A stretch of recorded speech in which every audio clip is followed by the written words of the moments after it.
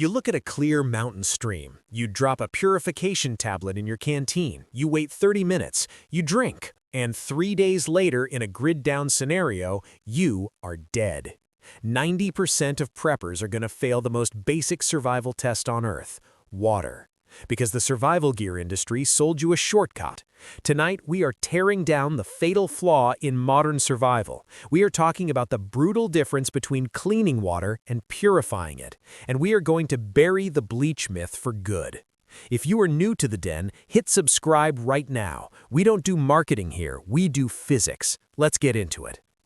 The gear industry loves a magic pill. They sell you chlorine drops, iodine tablets, pump filters that look like science fiction. But a member of this community dropped a comment recently that hit the absolute nerve of the issue. They said, people always look to do what's easy without understanding why each step in the process is mandatory. And they were dead right. Let's start with the biggest lie in the survival community: bleach. Preppers stockpile household bleach, thinking 2 drops per gallon makes any swamp water safe. It does not.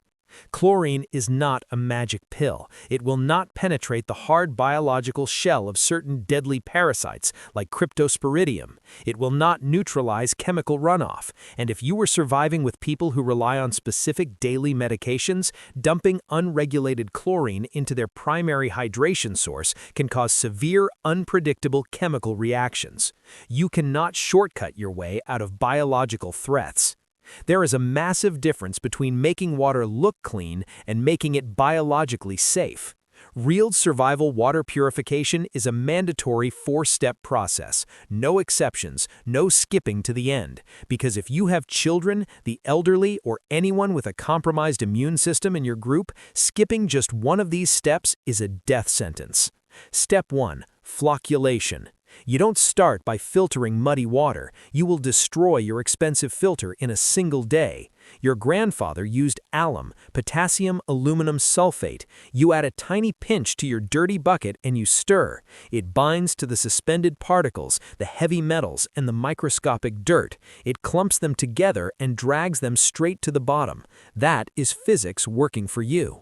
Step 2. The pre-filter. Now that the sludge is at the bottom, you carefully pour the clear water through a dense medium, a coffee filter, a tightly woven bandana.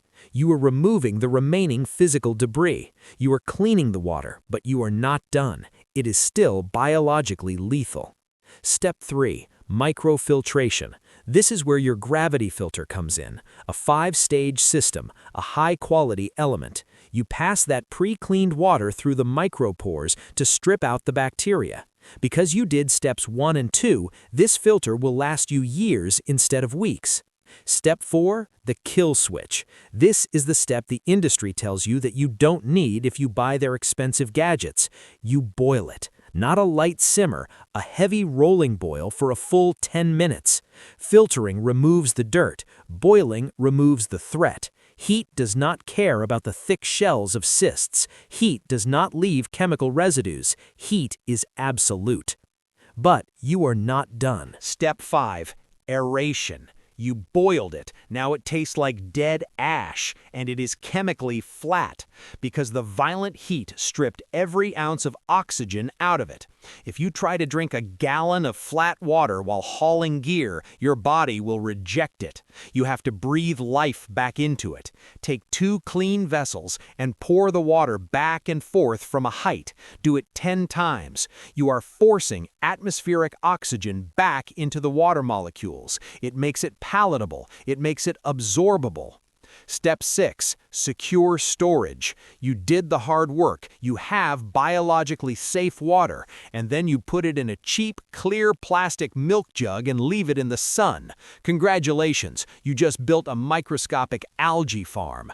UV light and warm air are the enemies of stored water.